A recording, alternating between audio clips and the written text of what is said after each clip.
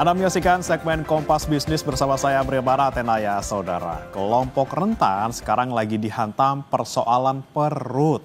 Indonesia yang mengklaim stok rekor dan melimpah, ini masyarakatnya justru membeli beras dengan harga mahal.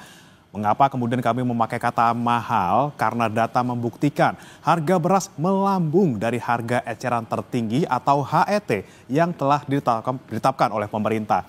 Nah kemudian saudara, ironi beras dijaga oleh 4 institusi harga yang gak beres nih katanya ya. Nanti kami akan paparkan datanya. Namun saudara, ini ada pernyataan dari Menteri Pertanian Amran Sulaiman yang mengklaim terkejut bahwa perusahaan swasta ada di balik tindak kejahatan beras oplosan. Hal ini akan menjadi perhatian Kementan karena merugikan ekonomi, terutama pembeli.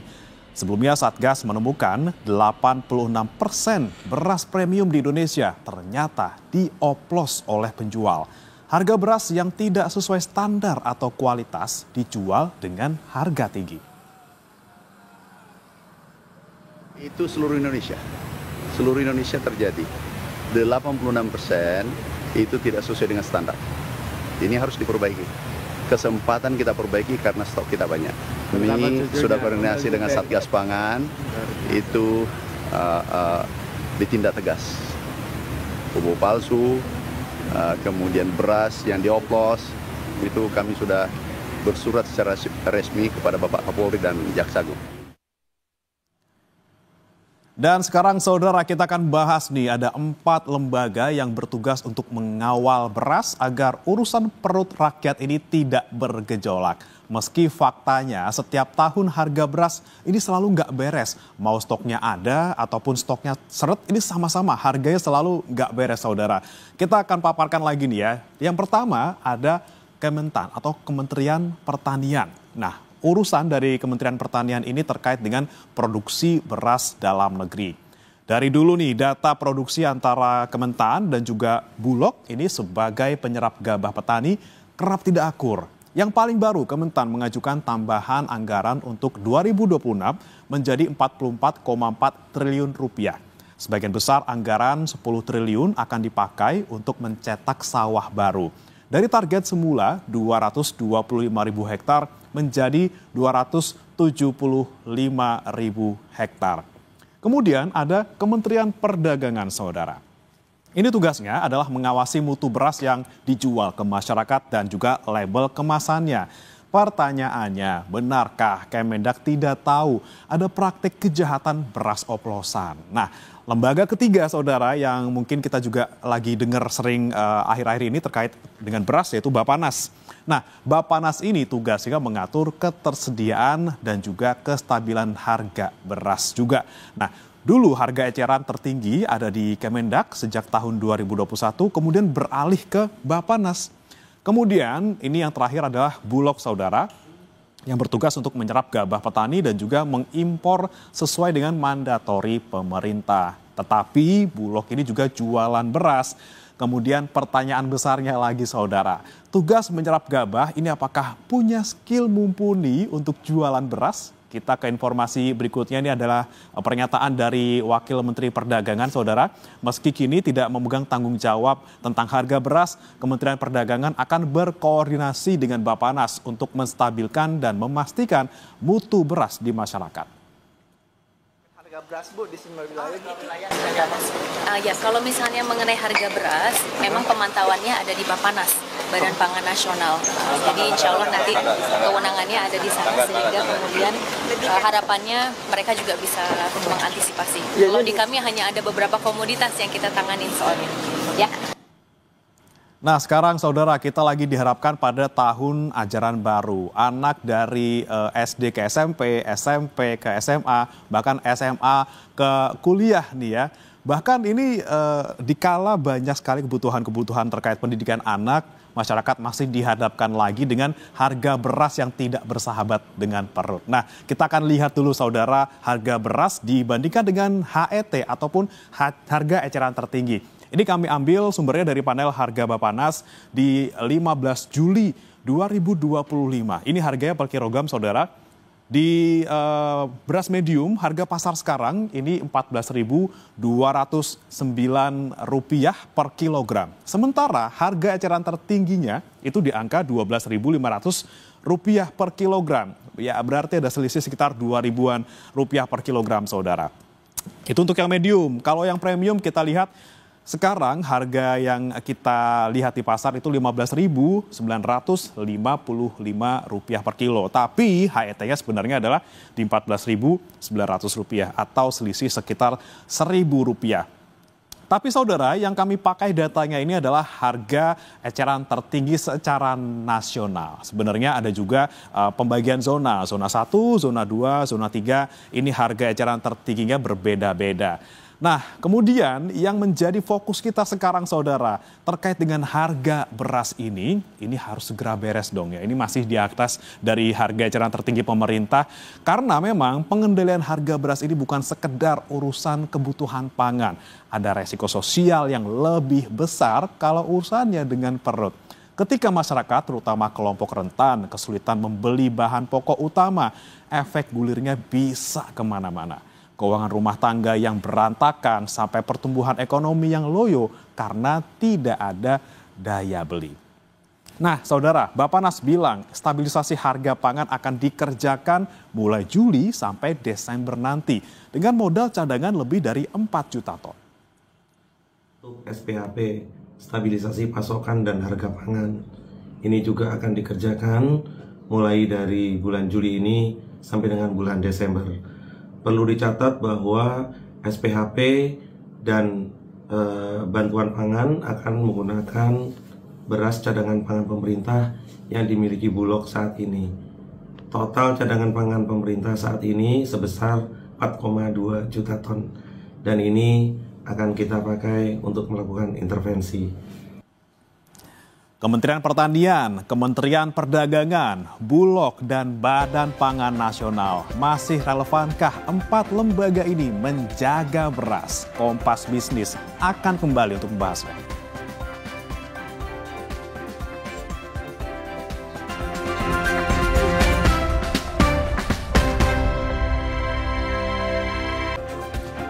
Kembali di Kompas Bisnis bersama saya Breman Atenaya, saudara. Menjadi sebuah ironi, dijaga 4 lembaga dengan stok berlimpah, harga beras nggak beres. Benarkah beras oplosan ini murni menjadi kejahatan swasta tanpa andil pemerintah? Perlukah mereformasi Kementan, Kemendak, Bulog, dan Bappenas dari urusan beras? Kita akan tanyakan kepada Media Wahyudi Askar, Direktur Kebijakan Publik Selyos. Selamat pagi, Mas Media. Selamat pagi, Mas. Ya, yang menjadi pertanyaan kami dan juga warga saudara di Indonesia, Mas Media, ini terkait dengan harga beras ya. Ketika rekor stok beras kita mencapai 4 juta ton gitu ya, ternyata kok harga di pasar masih melonjak. Bahkan dibilang ini jadi komoditas yang paling dominan nih untuk inflasi. Bagaimana nih, Mas Media? Iya, Mas. Jadi per Juli itu cadangan beras kita itu ada di level tertinggi sepanjang masa, 4,2 juta ton. Dan kalau kita lihat data 2023 sampai 2025, produksi beras kita emang naik terus, Mas. Dan kita klaim ini swasembada ya. Jadi swasembada itu kita mampu memenuhi kebutuhan konsumsi pangan dalam negeri tanpa bergantung pada impor. Tapi di sini catatan kritisnya, Mas.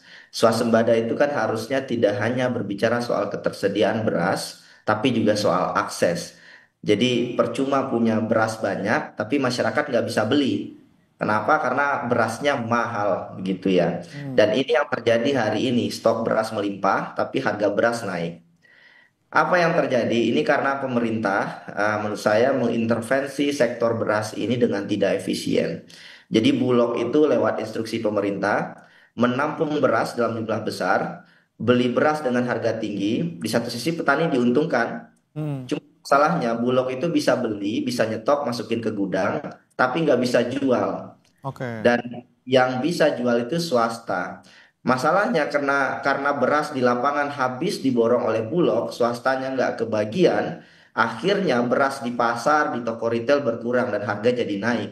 Jadi rakyat juga akhirnya yang rugi karena beras sekarang jadi mahal. Jadi pemerintah tidak efektif mengintervensi dan mengelola bisnis beras ini, begitu ya.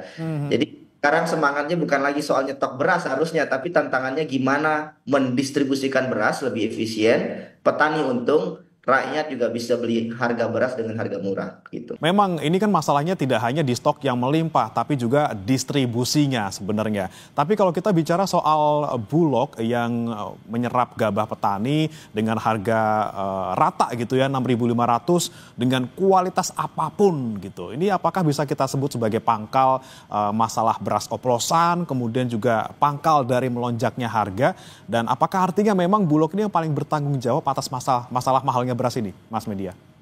Ya, sekarang kan Bulog main stok aja ya. Yang penting cadangan beras naik dan bahkan katanya stok beras di gudang di pasar-pasar juga digeser ke gudangnya Bulog begitu. Masalahnya ini nggak cuma soal harga beras juga Mas, tapi juga Bulog bisa rugi besar karena kalau Bulog gagal mendistribusikan beras ini, beras itu kan paling lama hanya beberapa bulan. Dan kalau tidak disalurkan ya pasti jamuran, kutu, tikus, belum lagi banyak gudang Bulog yang tidak layak di daerah. Jadi ini Bulog harus segera mendistribusikan ini. Dan cuman masalahnya Bulog juga tidak bisa menjual harga murah karena kalau jual murah kan bisa dianggap bisnisnya bermasalah juga begitu ya. Jadi sekarang tidak ada jalan lain untuk Bulog untuk mungkin bekerja sama dengan swasta memperkuat distribusinya sehingga beras yang ada itu bisa masuk ke pasar begitu ya. Jadi harus ada mekanisme terobosan dari Bulog agar beras 4,2 juta ton itu tersalurkan gitu.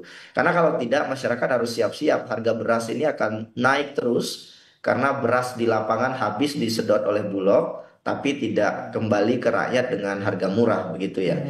Ini seperti pepatah yang sebenar-benarnya begitu ya bahwa masyarakat Indonesia kelaparan di atas lumbung padi sendiri. Kita sebada tetapi harga beras mahal. Ya mungkin tadi ya Mas ya 6.500 dibeli dengan harga rata gitu ya, tapi bagaimana kita bisa menyalurkannya dengan harga yang murah kalau kita beli dengan harga yang dalam tanda kutip mahal. Kemudian yang menarik juga Mas Media terkait dengan Kementerian Pertanian yang bilang kaget gitu ya beras premium ini dioplos dan jadi kejahatan swasta. Nah ini masa iya sih Mas nggak ada institusi pemerintah yang kemudian nggak tahu ada kejahatan beras oplosan? Kan selama ini mereka yang pegang data di hulu. Ini kan yang dipanggil oleh polisi terkait beras oplosan itu pemain besar semua dan merek ternama semua ya. Dan ini memang macam-macam modusnya, mulai dari poles ulang, kemudian mengurangi mutu fisik begitu ya, sampai kemudian mengakali harga gitu. Dan cuma saya melihat ini juga tanggung jawabnya pemerintah karena lemahnya sistem pengawasan pangan nasional. Dan ya singkat cerita ini juga akar masalahnya adalah kelemahan institusional dan sistemik begitu ya. Dan kalau boleh jujur ini juga agak tricky ya. Kementan nggak berdiri sendiri. Jadi Kementan bisa jadi nggak salah juga karena Menteri Pertanian itu kan tugasnya ya dalam tanda kutip nyangkul, pastikan bibit padi itu jadi beras begitu ya. Tapi soal bagaimana beras itu dijual itu ada di Kementerian Perdagangan yang ngatur lalu lintas dagang berasnya. Nah ini kan Bahkan kalau telah lagi, jangan-jangan ini salahnya Kementerian BUMN karena Bulog itu ada di bawah Kementerian BUMN begitu ya. Dan Kementerian BUMN juga harus bertanggung jawab ini Pak Erick Thohir harus ngomong ini, jangan diam-diam aja ketika sudah bermasalah begitu dan pura-pura tidak tahu. Jadi Kementerian Pertanian nggak bisa sendiri, ada kementerian lain juga dan inilah yang membuat situasinya jadi kompleks. Karena masing-masing institusi punya narasi, data sendiri, dan intuisinya sendiri terkait beras ini. Nah ini dia nih Mas, kan ada instansinya banyak yang ngurusin beras, ada 4 gitu ya. Kementan nggak bisa berdiri sendiri, ada Bulog di sana, ada Kemendak, kemudian ada Bappenas juga di sana. Tapi sekali lagi Mas, kita balik ke pertanyaan awal, ini harga berasnya nggak beres-beres, masih aja tinggi, masih aja di atas HET, bahkan dari Januari kita sudah pantau gitu ya, dari data BPS sudah tinggi di atas HET. Masih relevan nggak nih Mas, 4 institusi ini masih ada dan masih ngurusin beras gitu? Iya, jadi lagi-lagi Mas, beras ini kan bukan hanya urusan nyangkul, tapi juga distribusi dan logistik. Pertama kita lihat Bulog dulu ya. Bulog itu harusnya yang memimpin Bulog itu adalah praktisi lulusan manajemen, ekonomi, bisnis. Jadi bukan dipegang oleh polisi atau tentara begitu ya. Sesederhana supaya tahu dan paham bisnis beras ini. Jadi Bulog itu tahu cara mendistribusikan beras dengan efisien dan itu ada ilmunya. Dan sekarang Bulog kan cuma punya market share 20-an%. Jadi kalau kita ke retail, ke Alfamart, Indomaret, Hypermart, itu kan semua beras swasta. Jarang kali kita nemu beras Bulog. Dan hari ini Bulog itu masih kuno gitu ya cara pendekatannya. Dan bersamaan dengan itu kalau kita lihat Kementerian Perdagangan juga punya ruangnya sendiri, Kementan gitu ya, bertanggung jawab atas produksi, Badan Pangan Nasional. Ini masalahnya koordinasinya minim. Jadi tidak ada satu institusi yang benar-benar pegang kendali dan semua akhirnya jalan-jalan sendiri begitu ya. Ini berbeda dengan negara-negara lain seperti Vietnam, Brazil, Thailand yang mereka mengelolanya secara terpusat, terkoordinir oleh satu lembaga begitu ya, dan ada sinergi juga dengan sektor swasta dan koperasi. Jadi ini saya kira benang merahnya hari ini, di mana 4 lembaga ini akhirnya saling bertabrakan dan akhirnya nggak selesai-selesai. Jadi meskipun Kementan bilang ini swasembada beras, tapi kementerian lain, institusi lain bermasalah mendistribusikan, kita nggak akan kemana-mana. Oke, lebih baik mungkin kita gimana caranya bisa 4 institusi ini kemudian dalam tanda kutip bersatu dalam menjaga harga beras. Sekali lagi bukan soal stoknya yang banyak, tapi bagaimana mendistribusikan beras ini kepada masyarakat secara rata. Terima kasih Mas Media Wahyudi Askar, Direktur Kebijakan Publik Selyos sudah bergabung bersama kami di Kompas Bisnis. Selamat pagi. Selamat pagi.